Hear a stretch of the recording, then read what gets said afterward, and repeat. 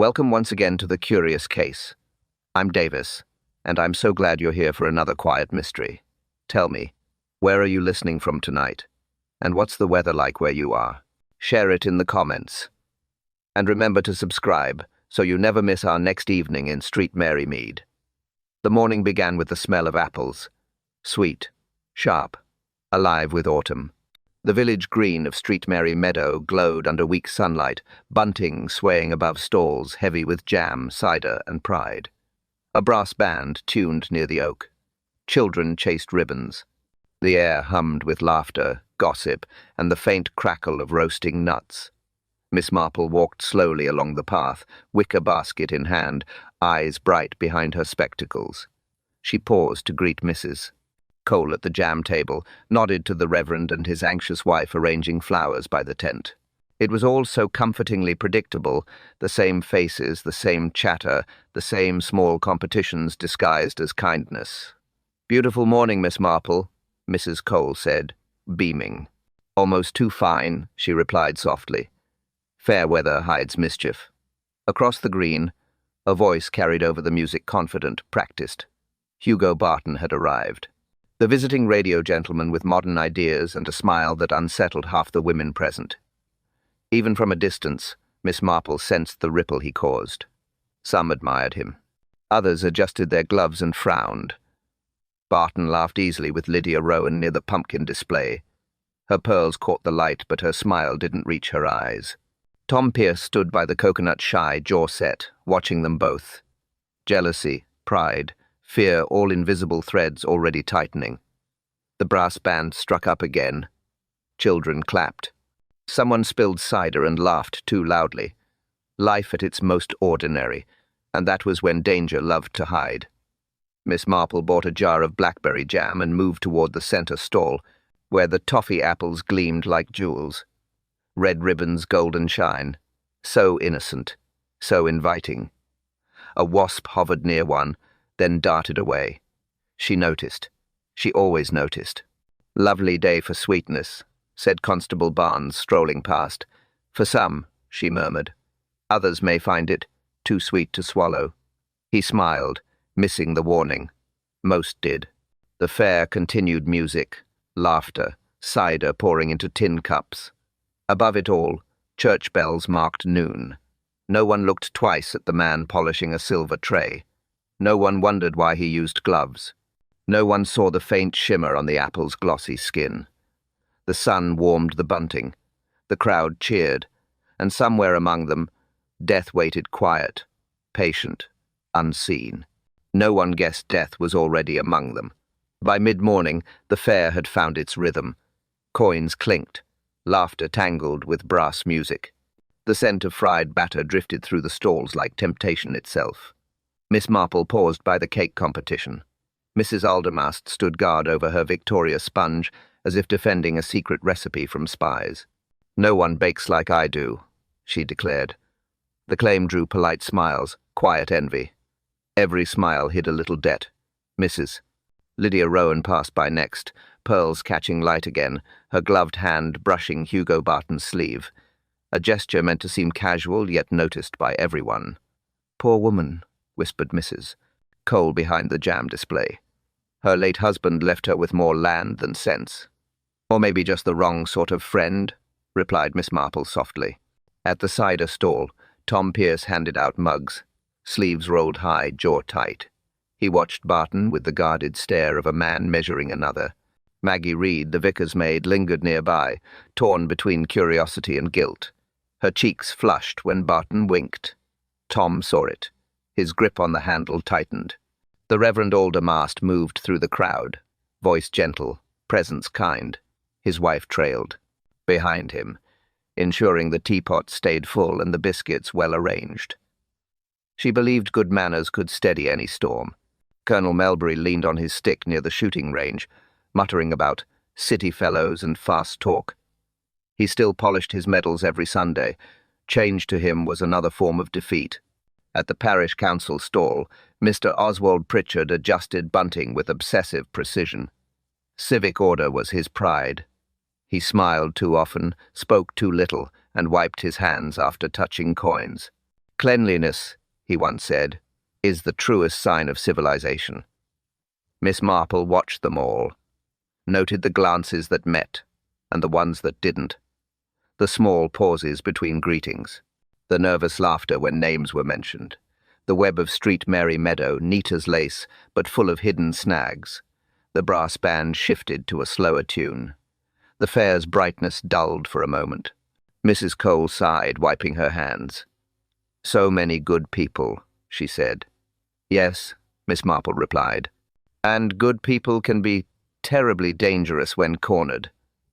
The music rose again, cheerful and false. The village smiled. The web tightened. The crowd parted like water. Voices softened. Heads turned. Hugo Barton had arrived. Tall, confident, coat pressed too sharply for a village fair. His smile came first wide, rehearsed, magnetic, the kind that promised charm and concealed calculation.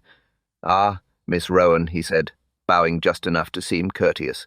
"What a splendid turnout. Rural England never disappoints. Mrs.?" Lydia Rowan blushed faintly, though she tried not to. "We do our best," she murmured. "I'm afraid our fairs are rather small compared to your London events." "Small?" He laughed. "I call it authentic." His voice carried, smooth as polished glass. People listened, even those pretending not to. Colonel Melbury adjusted his tie and muttered, "Peacock." "Mrs." Cole whispered, "Too much cologne if you ask me." Miss Marple heard both remarks, and the quiet sigh that followed from Maggie Reed. She watched Barton the way a cat watches a bird that sings too loudly. He moved through the crowd with purpose, shook hands, made compliments, never once looked uncertain. He shook hands too firmly, as if claiming ground.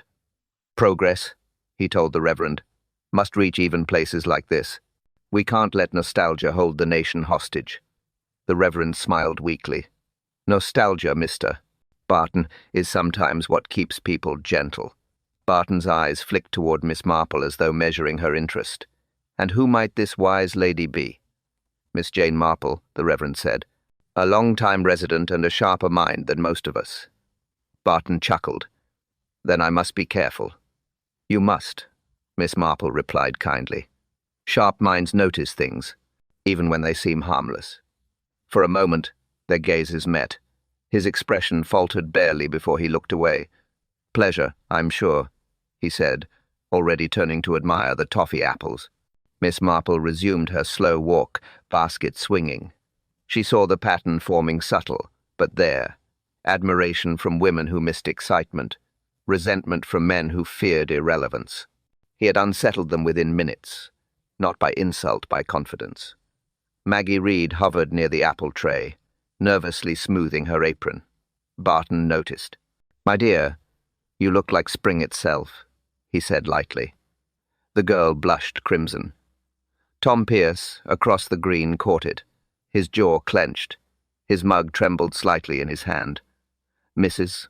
Aldermast whispered to Mrs. Cole. "He has that look about him, the kind who collects admirers like trophies." Mrs. Cole sniffed. "Or victims." Miss Marple smiled faintly. "Perhaps both," she said under her breath. The brass band started again, trumpets bright, drums steady. But something beneath the noise had changed. The village, no longer felt at ease. Every conversation now carried a new undertone, guarded, watchful. Even the sunlight seemed sharper. Hugo Barton raised his glass of cider in mock salute. "To the heart of England," he said, voice ringing clear. The crowd applauded politely. But Miss Marple heard the hollow echo in it, the sound of civility stretched thin. Something had entered Street Mary Meadow that didn't belong, and everyone, though smiling, felt it. The sun climbed higher. The fair shimmered with secrets. Music floated between the stalls, but laughter came slower now. It sounded forced, like politeness pressed into rhythm. Tom Pierce hammered nails into a wooden board for the coconut shy. His shirt clung to his back, though the breeze was cool. He worked too hard for a task that didn't need effort.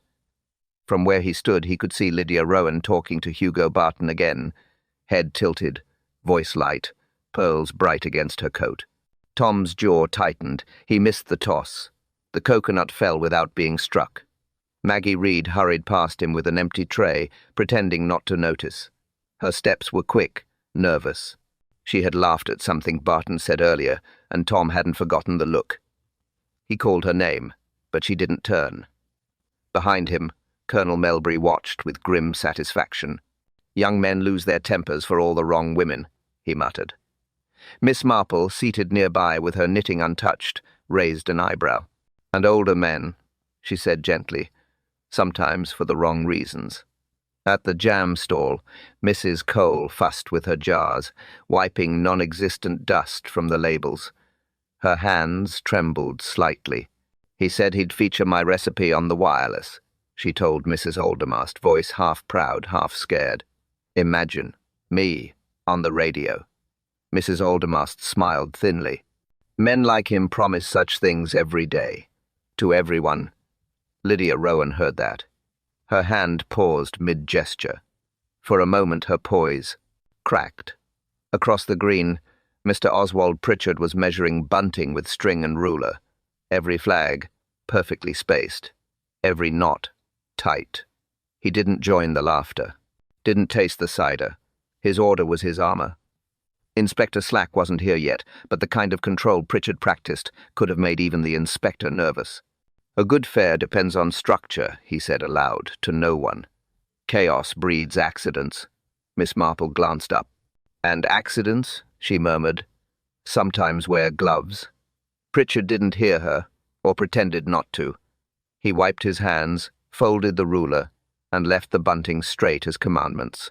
The brass band shifted tune again, a lighter melody, a cover for thoughts growing heavier. The village smiled through it, each person lost in private arithmetic what they wanted, what they feared, what they were willing to lose. Mrs. Rowan's pearls glinted again as she leaned toward Barton. "You must come to Rowan Park sometime," she said softly. "I intend to," he replied. Miss Marple heard that too. She noted the precision in his tone, the way it balanced charm with certainty. Tom struck another nail, harder this time. The hammer slipped. A small streak of blood marked his knuckle. Maggie saw it and hesitated only for a heartbeat, then turned away again. The fair continued. The bunting fluttered. The band played on. But beneath the laughter, envy had taken root. And envy, in Street Merry Meadow, never stayed quiet for long. Afternoon light turned the fair to amber. Shadows stretched across the green. The prize tables gleamed polished wood, silver cups, glass jars lined in rows. At the center stood the tray of toffee apples, shining beneath a lace cloth. Red ribbons tied each stem, neat and perfect. Except one. A single apple wore its colors like a crown. Green and gold. Mrs. Cole fussed over the arrangement, her pink cardigan buttoned to the throat, cheeks red from kitchen heat. "This one's special," she said proudly. "For Mr. Barton. Our guest of honor should have something fit for the occasion." Mr. Oswald Pritchard appeared behind her, notebook in hand. "Quite right," he said, precise as always. "A small symbol of Unity Parish colors, you understand." He adjusted the ribbon himself. Too carefully. Fingers slow, exact, like a man measuring his own heartbeat. Miss Marple watched from a bench beneath the oak. She noticed the way he handled the apple, not like fruit, but like evidence. "That shade of green," she remarked lightly, "reminds me of old parish banners." Pritchard nodded once. "Tradition must be maintained, Miss Marple, even as we modernize." He smiled, thin and closed.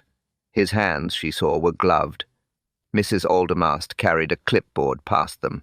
"We'll begin the presentations at 3, she announced. "Everything must run smoothly." Pritchard made a note. "Smoothly," he repeated. Across the fair, Hugo Barton was still performing signing programs, laughing too loudly, telling Mrs. Rowan that progress was simply courage with polish. He drew attention like a lantern in the dark. Tom Pierce stood by the cider stall, jaw tight again. Maggie Reed had been chosen to carry the presentation tray. She looked terrified. "I'm not sure I should," she whispered to Mrs. Aldermast. "Nonsense," the woman replied briskly. "You'll do splendidly. Just smile and hold the tray steady." When Maggie walked away, Miss Marple noticed the faint mark on her wrist, a pink patch, round, like a burn. Sugar burns left marks like that. Yet Mrs. Cole swore the girl hadn't touched the toffee mixture. Small things. Always small things. The brass band quieted. A hush rolled over the crowd. Pritchard climbed the dais beside the microphone. "Ladies and gentlemen," he began, voice measured. "Today, we celebrate not only harvest but community." The villagers clapped politely. The tray gleamed in Maggie's trembling hands. "Mr. Barton," Pritchard said, turning toward the guest of honor, "if you would do us the favor." Barton grinned, stepping forward, bowing slightly. His hand hovered over the apples, then stopped. The sunlight struck the green and gold ribbon. "That one," he said. "It looks distinguished." He lifted it from the tray. The crowd cheered. Miss Marple's knitting needles paused mid-air. The wasp returned, hovered again, then veered sharply away. It should have been nothing, but she felt the chill. Something in that sweetness was wrong. The sunlight hit the dais. Cameras clicked. Children pressed forward, holding their breath without knowing why. Hugo Barton turned the apple in his hand. The green and gold ribbon shimmered. Sticky sugar caught the light like glass. He smiled for the crowd. "To Street Merry Meadow," he said. "May tradition and progress live side by side." Applause followed, light, scattered, respectful. Then he bit the apple. The crack of toffee broke through the air. A sharp sound, crisp. Then softer, the dull crunch of fruit. For one heartbeat, everything seemed normal. Then the wasp came back. It circled the tray once, drawn by the sweetness, then stopped mid-air, veered sharply away. Vanished. Miss Marple saw it. Her knitting needles froze. The silence that followed pressed around her like a held breath. Barton lowered the apple, chewing thoughtfully. "Excellent," he began, but his voice caught. He coughed once, lightly, as though a crumb had gone astray. Another cough, harder this time. He straightened, eyes watering. "Are you?" Mrs. Rowan began. He waved a hand, still coughing. "Just," the word broke in half. His face changed color, draining, eyes widening with sudden fear. The cough turned into a choking rasp. The applause died. A single fork clattered against a plate somewhere in the crowd. Then chaos began. Children cried. Someone shouted for water. Maggie Reed dropped the tray, the apples tumbling like jewels into the grass. Pritchard shouted for calm, his voice trembling despite himself. "Mrs." Cole gasped, one hand over her mouth. Dr. Haywood rushed forward. "Step back, all of you." Barton was on his knees now, clutching his throat, breath rasping like paper tearing. The green and gold ribbon brushed against his hand as he fell. His cider glass tipped, spilling over the dais edge. Miss Marple rose slowly. Her eyes moved not to the fallen man, but to the tray, to the single apple split open on the grass. Its flesh glistened, a small dark speck near the core, no bigger than a seed. Dr.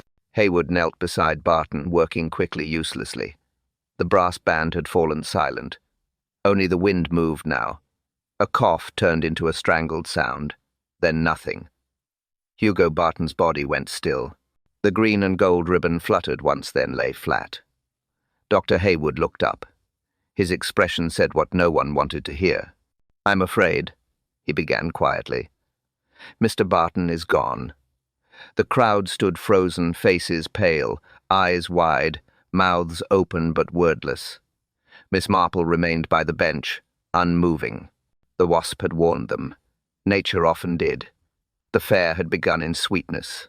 It ended in silence. The toffee apple rolled to the edge of the platform, gleaming, innocent, deadly. The wasp veered away. Then the coughing began. For a long moment, nothing moved. Even the bunting seemed to hold its breath. The brass band stood frozen mid-note. The crowd, a single shape of disbelief. Sound fled, the green gone as though sucked from the air. Hugo Barton lay face down across the dais, the apple beside him broken in half. Sticky toffee clung to his cuff. The green and gold ribbon lay beside it like gilt against the grass. Mrs. Rowan took a single step forward, then stopped. Her hand hovered near her mouth. Her pearls trembled against her throat. He was fine, she whispered. He was. Dr. Hayward rose slowly. His face said the words before he did. It was instant, he murmured. Poison, I think. The word rippled through the crowd like a current. Poison. Children were pulled away. Mothers turned their faces. Men stared helplessly, not knowing whether to help or hide. Constable Barnes stammered orders he could barely hear himself give. Everyone, stay back, please. Back from the platform. His hands shook as he waved them off. Miss Marple remained still, half hidden under the oak. Her eyes were calm, almost sad.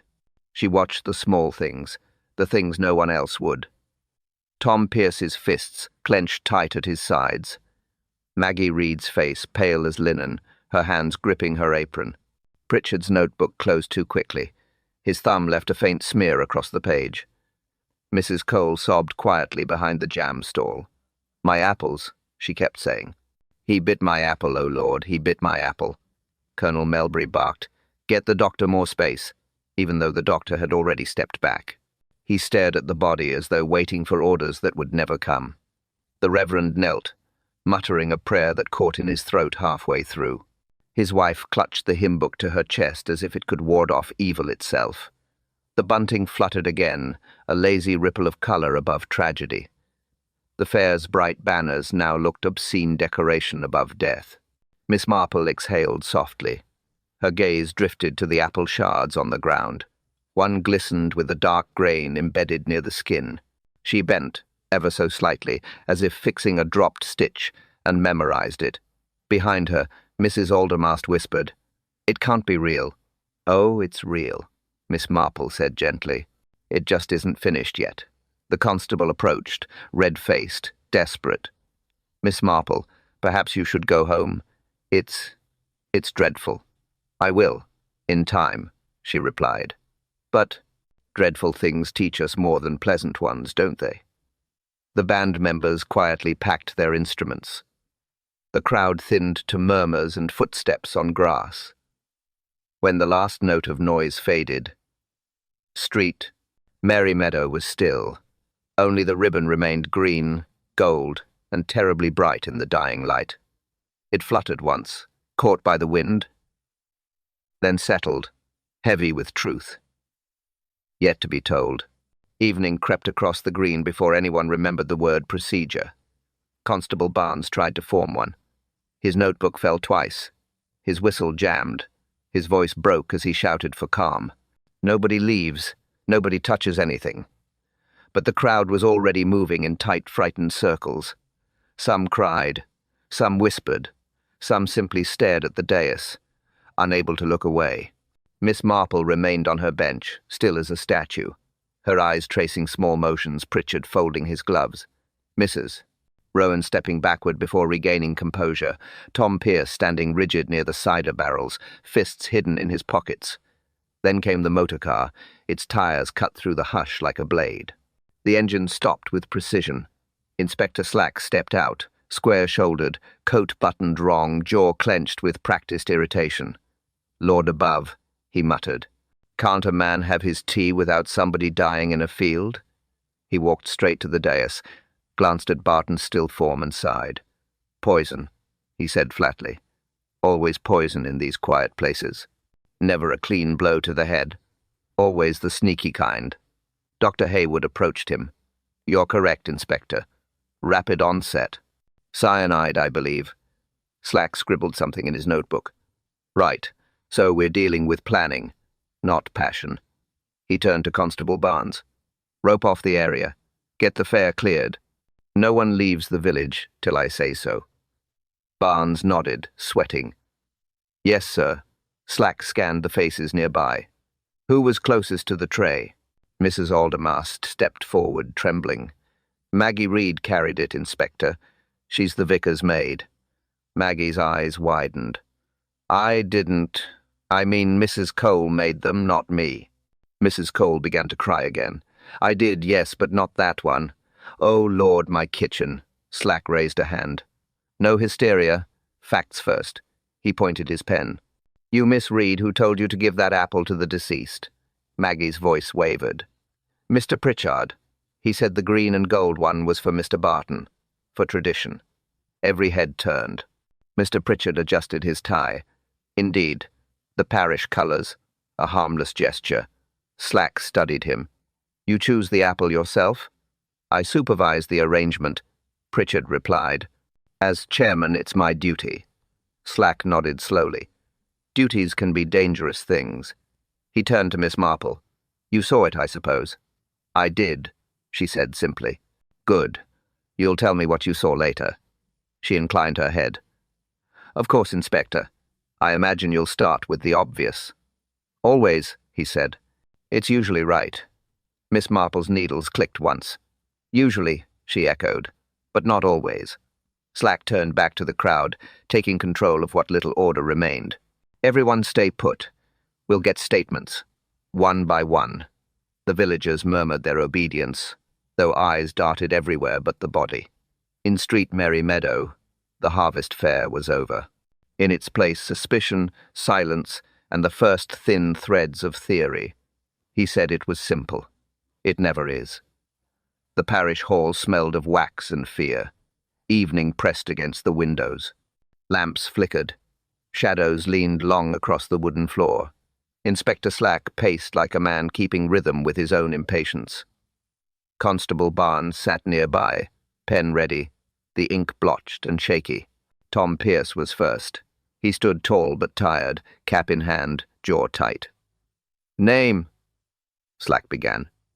Thomas, Pierce, mechanic, local. You knew the deceased? Not well. He was, loud. Slack looked up. You argued with him. Tom hesitated. I warned him. About Maggie. He made her promises he couldn't keep. That's all. Threats? Words, not threats. Slack's pen scratched the paper. Where were you when the apple was handed over? By the coconut stall. Tom replied. Ask the Reverend. He saw me. Slack turned a page. Plenty of time to move about before that. Tom's voice hardened.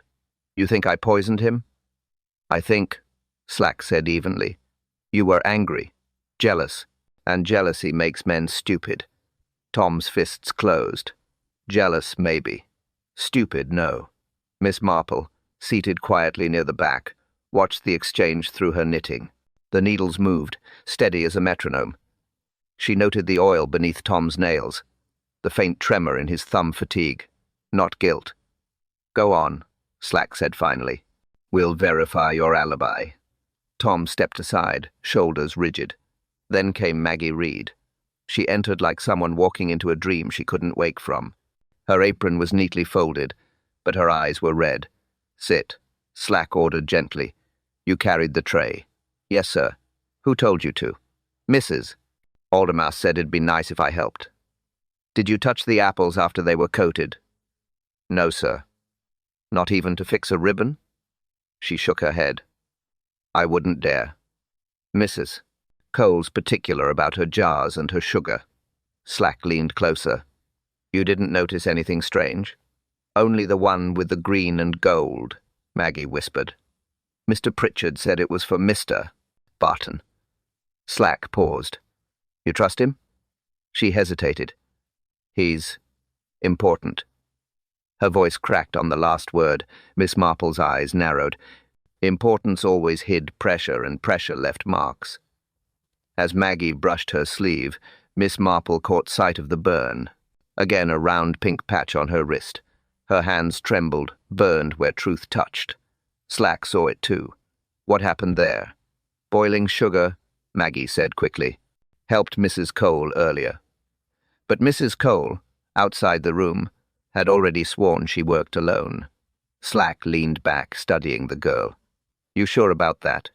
Maggie nodded, tears spilling. I didn't do anything wrong. Maybe not, he said. But someone close to you did. The words hung heavy in the air. Maggie wept silently, face in her hands. Outside, the church bell struck 8. Miss Marple looked up from her knitting and met Slack's eyes. This isn't jealousy, Inspector, she said quietly. It's choreography. Slack frowned. What's that supposed to mean? It means, she replied, someone rehearsed this. The next morning rose grey and cautious. The bunting still hung over the green, sagging with dew. The fair's laughter was gone, leaving only footprints and cold cider cups. Miss Marple walked through the silence, her sensible shoes brushing against damp grass. Order, she thought, always looks tidy until someone dies inside it. She passed the stall where the toffee apples had gleamed.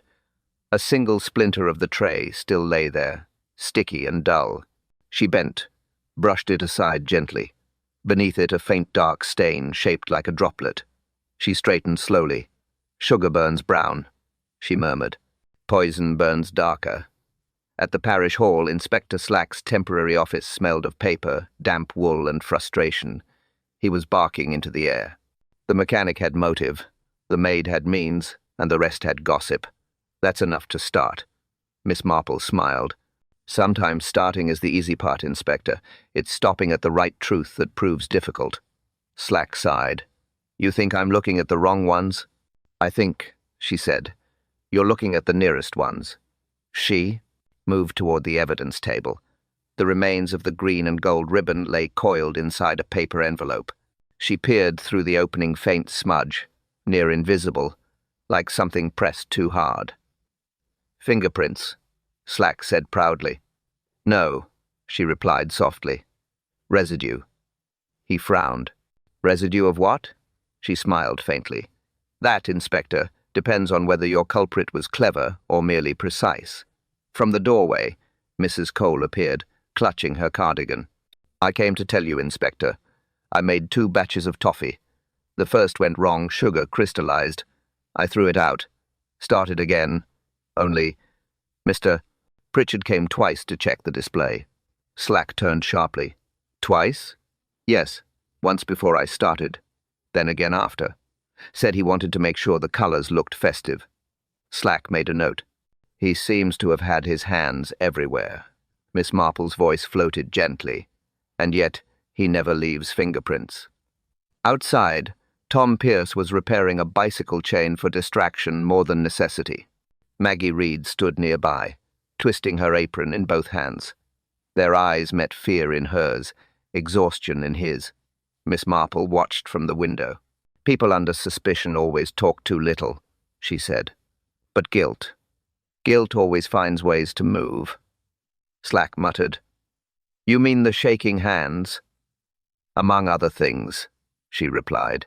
Her burn tells a lie, his silence tells another. Neither, I think, belongs to murder. She turned back to the evidence envelope.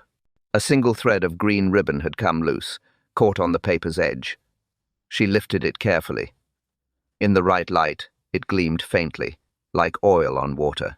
Some details beg to be noticed, she said softly. And this one is begging. Slack folded his arms. Then you'd better keep your eyes open, Miss Marple. She smiled. Oh, Inspector, they never close. By midday, the village had begun to breathe. Again too quickly, too soon. Fear, like fog, doesn't vanish. It just hides behind conversation. Shopkeepers reopened shutters. The Reverend spoke of faith and patience. Mrs. Aldermast served tea to anyone still trembling.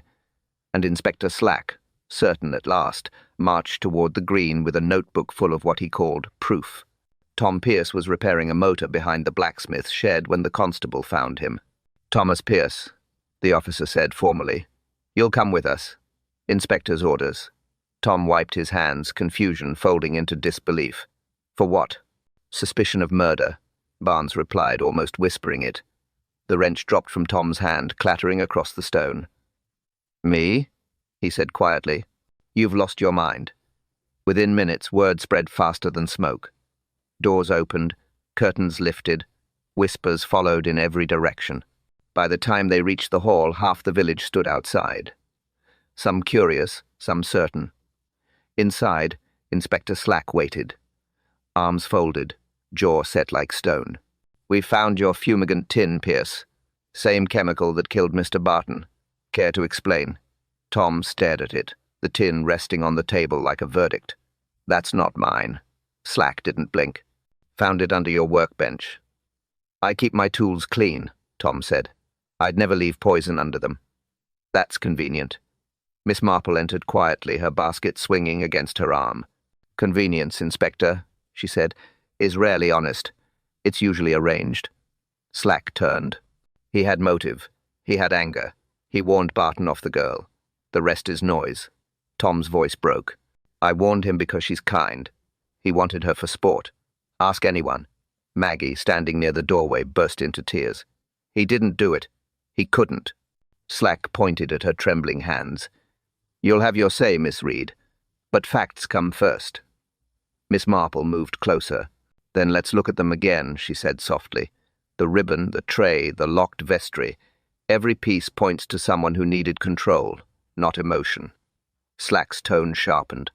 We'll stick to evidence, not embroidery. The constable hesitated, uncertain. Shall I take him, sir? Slack nodded. Yes. Hold him overnight. It'll keep the peace. Outside, the crowd murmured as Tom was led past. His head stayed high, but his eyes, those honest, clear eyes, looked shattered.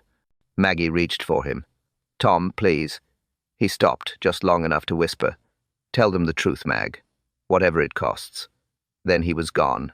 The door closed behind him. The hall fell silent. Mrs. Cole crossed herself. Colonel Melbury muttered something about young tempers and foolish pride. Miss Marple stood very still, her gaze on the empty space where Tom had stood. Poor boy, she said quietly. His innocence fits too neatly, and that's never a good sign. Slack looked up. You doubt it? I doubt everything that looks tidy, Inspector. Tidy things are usually hiding something filthy underneath. The village slept early that night. Rain tapped softly on the chapel roof. Some prayed, some pretended to. Fear makes people religious or forgetful. Miss Marple, wrapped in her grey shawl, left her cottage just after 10. She carried no lantern. She didn't need one. The moon was enough. The constable on duty at the green nodded nervously as she passed. You shouldn't be out, Miss Marple. I'll be quick, she said kindly. The dead rest better when the living stop guessing. She moved through puddles, skirts brushing wet grass. The fairgrounds were empty now, stripped of laughter. Only the echo of it remained, faint and strange. Her shoes clicked softly against the path that led behind the church, where the vestry door stood half open. Someone had been careless, or clever. Inside, the air was cool, still, and faintly sweet. Not floral, not fresh. A sweetness gone wrong. The air smelled of bitter kernels. She shut the door behind her. Her eyes adjusted slowly. The small room looked ordinary robes hanging, hymn books stacked, a vase of faded flowers beside a basin. But order always hides disorder. On the wooden table lay a set of parish keys, neatly arranged. Next to them, a candle stub, burned low and recently extinguished. The wax had dripped across the wood, hardened unevenly. A hand had touched it before it cooled. She could see the faint print where it had been pressed smooth. She leaned closer. Men seldom notice such things. Women always do. In the far corner, a small cabinet stood open, its contents disrupted ledgers, ribbons, folded cloth. She brushed a fingertip across the surface. Fine white dust clung to it. Not chalk, not sugar, something sharper. Underneath, she found the tray polished, empty, but scratched. Deep lines at the edge where metal had scraped against glass. A clumsy transfer, rushed perhaps, or nervous. She opened the side door to the vestry garden. The wind shifted. For a moment, the faint scent of almonds rose again, thin and haunting. She closed her eyes. Cyanide, she whispered, just as the doctor said. Outside, a shadow moved slow, deliberate. Someone watching. Who's there? She called softly. No answer. Only rain against stone. She waited, heartbeat steady. The shadow withdrew, careful not to run. When she turned back, something else caught her eye. A thread, stuck in the door hinge, green again, same shade as the ribbon. She plucked it free and wrapped it in a handkerchief. Evidence belonged in quiet hands. Then she looked once more around the vestry, every detail now clear in her mind. The candle, The scratches, the scent, the open door. Someone had been here after the death. Someone tidied what didn't belong. She left as silently as she came. Outside, the rain had stopped. The air was clean again, but the memory of that bitter scent clung to her shawl, whispering truth through the night. Morning came grey again, but the village no longer tried to pretend at peace. Rumours had taken the place of prayer. They spread faster than birds, each one uglier than the last.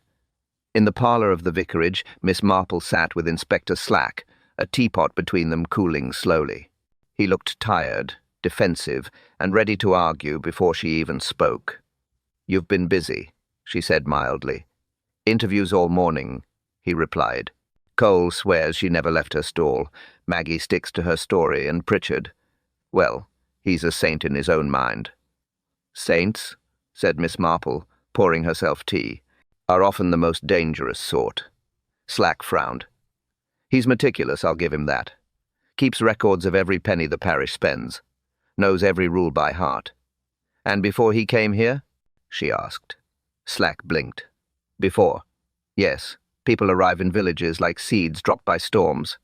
They always come from somewhere, and that somewhere usually explains the mess they leave." He sighed. "I checked. 8 years ago, Pritchard worked at a laboratory in Bristol, industrial chemist. Some dispute about unapproved use of materials. Quietly dismissed. No charge." Miss Marple's eyes narrowed. Cyanide would have been familiar to him then. Slack nodded reluctantly. Too familiar. She smiled faintly. Knowledge, once learned, never forgets how to kill. Slack set down his cup. "You think he did it?" "I think he had the means. As for the motive, let's say pride and poverty, seldom live well together." The inspector leaned forward. "You're saying money?" "In part," she said, "but I suspect vanity more than profit. He organized the fair. Controlled every stall, every schedule, every ribbon. The green and gold were his idea. And then a man like Barton arrives, young, popular, careless with praise, and suddenly Pritchard isn't the centre anymore." Slack scratched his chin. "So he poisons the fellow for stealing his spotlight." "Not for stealing it," she corrected gently. "For proving it was never his to begin with." Slack stood, restless. "Still, we've got no proof. Just stories." "There's more than stories, Inspector." She opened her small basket and laid a folded handkerchief on the table. Inside, a thread green, stained faintly at one end. From the vestry hinge, the same colour he chose for the parish display, and a trace of powder on it, the kind chemists use to mask the smell of almonds. Slack whistled low. "You found this last night?" "I find things when I need to," she said. "People leave trails, even tidy ones." He studied the thread again. "So he prepped the poisoned apple in the vestry?" "Likely," she said, "where no one would question him. After all, a chairman has keys." Slack paced. "We'll bring him in. Carefully," she warned. "He's clever, and clever men cornered are dangerous." Slack glanced toward the window. The church tower loomed pale in the mist. Then, he said quietly, "We'd better move before Clever turns desperate." By dusk, the air was thick again, not with fear this time, but smoke. A cry rang across the green. Then another. "Fire! The vestry's burning!" Miss Marple was halfway through folding her knitting when she heard it. She stepped to her window and saw the glow dull orange at first, then bright, hungry. Within minutes, the village had gathered, half in horror, half in helplessness. The small churchyard glowed like a furnace. Men formed a chain, passing buckets from the well. Steam hissed where water met flame. Inspector Slack arrived running, coat half-buttoned, boots sinking in mud. "Keep back," he shouted. "All of you." Dr. Hayward coughed into his sleeve. "Was anyone inside?" "Not a soul," Slack answered grimly. "Someone lit it and ran." Miss Marple reached the fence, her shawl drawn tight around her shoulders. She said nothing. She just watched the door. It collapsed inwards with a crack. A burst of sparks rose like fireflies and vanished into the wind. Pritchard arrived a moment later, breathless, face pale. "My God," he gasped. "The records. The parish book's gone. Slack turned on him. Convenient timing, don't you think? Pritchard blinked too quickly. You can't mean I. Inspector, those are sacred documents. Slack's tone hardened. And yet they burned right after I started asking about your laboratory days. Pritchard's lips thinned. That's absurd. I was at home. Alone? Of course, he snapped. Do you think I keep company? Miss Marple stepped forward. Some people keep company with fear, Mr. Pritchard. It visits quietly and leaves ashes behind. He didn't answer. His eyes flicked toward the vestry, where flames licked the roof beams like greedy tongues. The Reverend knelt, praying softly, though the words faltered each time the fire roared. Behind him, Mrs. Cole wept openly. All that work, she whispered. All those apples, all that care, and it ends like this. Miss Marple's gaze lingered on the smoke twisting from the broken door. It smelled of more than wood and wax. Something sharper, something chemical. Slack caught it too. That scent again, he muttered. Almonds. Even now. Miss Marple nodded. Clever men tidy too well, Inspector. They forget that cleanliness can also betray them. He looked at her. You think he burned it to hide the traces? Perhaps, she said softly. Or perhaps he burned it to convince himself he still had control. A wooden beam crashed, showering embers onto the grass. The villagers stepped back, murmuring. The fire climbed once more, then began to die, choked by its own smoke. When the last flame flickered out, only ruin remained. Blackened stone, warped metal, and the smell of guilt turning cold.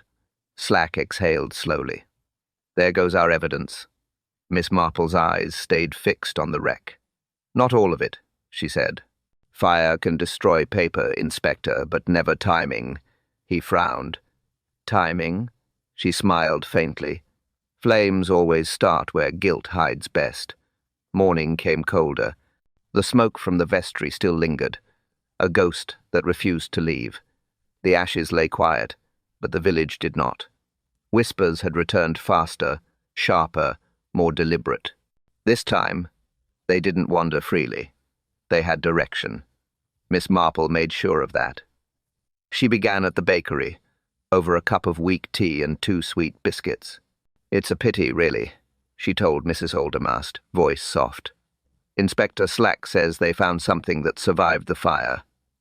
Mrs. Aldermast's eyes widened. Something survived? Oh, yes, Marple said, lowering her voice. A note, perhaps, something that didn't burn. By the time she left, the whisper had legs. Next came the post office, then the dress shop, then the green. Each time she mentioned it gently, casually, never the same way twice. Something that shouldn't have survived. Evidence the fire missed. A name that didn't burn away. She never said whose name. That was the point. By noon, the village hummed with nerves. People avoided each other's eyes. The gossip looped back on itself, reshaping, growing teeth. Even Inspector Slack noticed. He found her on her garden path, pruning roses. Miss Marple, what have you done? She looked innocent. Just some gardening, Inspector. Gardening doesn't make half the parish panic, he said dryly. They're saying I've got proof. Oh? She asked mildly. Then your work is halfway done already, he groaned. You're stirring the pot. Indeed, she said, because a mind that tidy hates disorder. And our culprit, Inspector, is nothing if not tidy. He frowned. You think he'll panic? He'll do worse, she said. He'll try to fix the story. He'll come looking for the loose ends he missed. Slack hesitated. And when he does? I'll be there, she replied. True to her word, she positioned herself like bait, not in secrecy, but in routine. The trick with predators, she thought, was to let them believe you'd never noticed them stalking. By evening, she sat in the churchyard knitting again, the burned vestry behind her still reeking faintly of ash. The pattern she worked was neat. 3 rows right, 2 left, order out of chaos. Footsteps approached from the path, measured, hesitant, then steady. Mr. Pritchard appeared, hat in hand, expression smooth but eyes darting. Miss Marple, he said politely. What a dreadful business. Still no rest for your needles, I see. Idle hands invite mischief, she said. He smiled thinly. They do. And idle tongues invite trouble. You've been busy today. Oh, just talk, she said, looping another stitch. But talk can be revealing, don't you think? It draws out those who prefer silence. His hand twitched once, quickly. Then he nodded. I'll see you at the inquest, Miss Marple. She smiled back. I rather think you will. He walked away, too calm, too smooth. The game had begun. And for the first time, Pritchard wasn't the one in control. The night was windless. Clouds hung low, swallowing the moon. The only light came from the single lantern outside the church gate, swaying faintly in the breeze. Miss Marple waited beneath it, shawl drawn close, breath soft and steady. The lane stretched empty in both directions, the hedges black and high. She heard footsteps long before she saw him. Measured, confident, purposeful. Mr. Pritchard stepped out of the darkness, his hat tilted, his shoes too clean for gravel. Miss Marple, he said, you shouldn't be out here alone. Neither should you, she replied. He smiled. The village whispers. I thought it best to clear my name before the inquest. People are foolish. They'll believe anything if you let them. Yes, she said softly. And they'll stop believing when the right truth appears. He took a step closer. I suppose you think you have it. She looked up at him, eyes steady. I have what remains of it. You did tidy very well, Mr. Pritchard. The fire, the glove, the missing note, clever touches. But you overlooked one witness. He hesitated. Witness? The wasp, she said. He blinked, then laughed short, uneasy. You're joking. Hardly. The wasp avoided the poisoned apple before anyone knew it was deadly.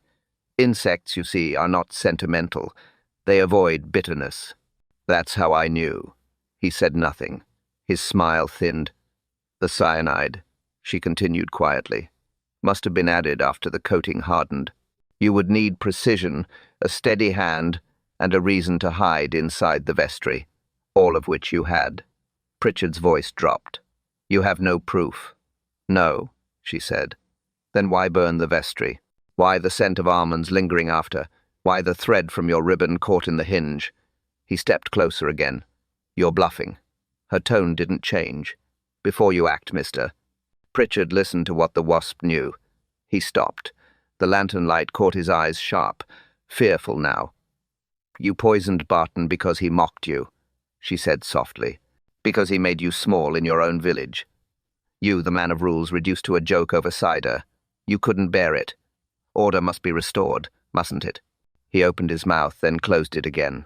The silence between them thickened. I didn't mean for it to, he began, then caught himself.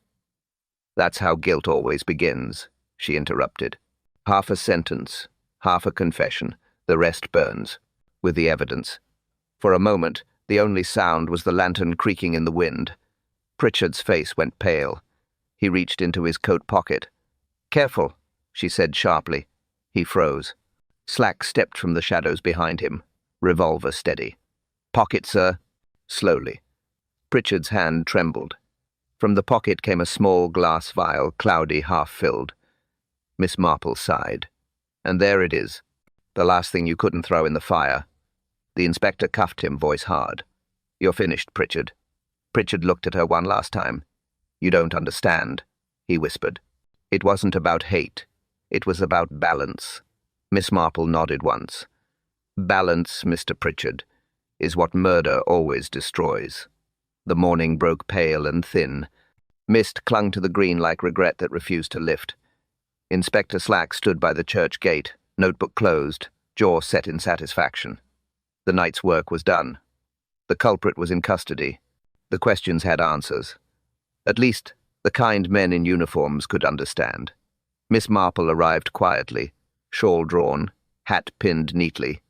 She always came after the storm, not to celebrate, to tidy the truth. The constable nodded respectfully. He's in the van, Miss Marple. Bound for London. No words now. Just stares. Good, she said softly. He's rehearsed enough lines already. Slack joined her. We found the rest of it in his cottage. Laboratory glass, heating rods, sugar molds. He'd been experimenting for weeks.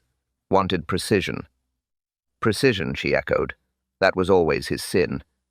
Slack frowned. Sin? You mean pride? Worse, she said. Control. The kind that refuses to admit it's lost. They watched as the police van rolled forward, tires crunching over the gravel. Pritchard sat inside, pale and rigid, his hat gone, his hair damp with sweat. Through the small barred window, his eyes met Miss Marple's only for a second. No plea, no rage, just emptiness. Tell me, Slack muttered, how you knew he'd come back for that vial. Because he couldn't bear imperfection, she replied. Fire erases, but it leaves loose ends. He needed them tied. The village whisper frightened him. He came to silence it. Slack nodded slowly. That little trick of yours spreading talk nearly gave me heart failure. It gave him something worse, she said. Panic. Slack chuckled, almost fondly. You play your cards well, Miss Marple. I knit them, she replied. Patterns always tell you when something doesn't fit.